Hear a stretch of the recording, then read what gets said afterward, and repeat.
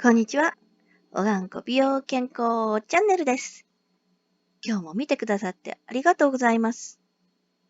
以前、病気のせいもあって髪の毛がすごく減って、分け目が指2本分は広がってしまったことがあったおがんこです。どうぞよろしくお願いいたします。髪の毛もまばらになって、どっと白髪も増えたんです。髪の毛が減るってすごく寂しい気持ちになります。今では回復していますが、白髪って減るんですね。今回は重曹シャンプー、実行した結果がすごかった薄毛、猫毛、張りのなさ、老け、かゆみと題してお送りしたいと思います。髪の毛や頭皮のトラブルって人からも見えるところだけにどれもこれも放っておけないほどストレスに感じてしまいます。少しでも改善したいところです。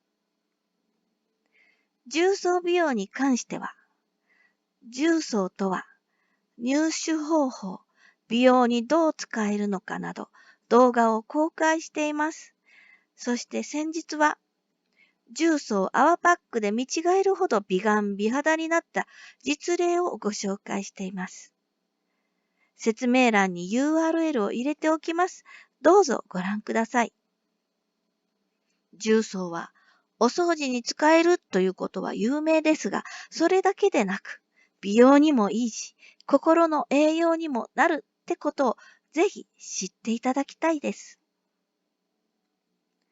ある男性、もともと剛毛とも言えるほどしっかり強い毛髪で、毛量もすごくて、ライオンのたてがみを思わせるほどでした。それが、だんだんと猫毛になって力を失い、毛量も減っていました。それでも、あの手この手をご紹介して、増毛はなかなかですが、維持はできていました。ところが最近、夕方になると、皮脂のせいもあるのか、ペターっと髪の毛が頭皮に張り付くようになっていました。しかも、頭皮を触ると、何やらプツプツが感じられるというんです。どうも、皮脂が毛穴を塞いで、それがわずかにプツプツを感じさせるらしいと思われました。皮脂、油、それなら重曹が強いじゃんってことで、重曹シャンプーをおすすめしました。重曹という反応だったのですが、結果、1週間もしないうちにプツプツはなくなり、髪の毛の触り心地が確実に変わったということでした。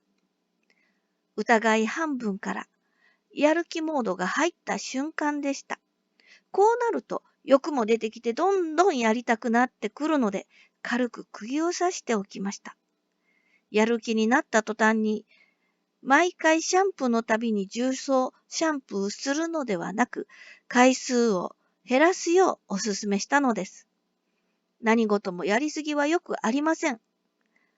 それに私は髪の毛がしっかりしてきたというのはもしかして油分が減っただけで髪の毛のきしみのせいもあるかもしれないと思ったのです。それはいらぬ心配でした。ツヤも出て夕方になっても髪の毛はしっかりと天を仰いで喫立しているのです。さあ、重曹シャンプーの方法です。まずは、蓋付き容器を用意してください。そこに、毛量に合わせて適量のシャンプーを入れます。私の場合は、2プッシュ分くらい入れています。次に、重曹の粉を適量、パフ、パフと2プッシュくらい。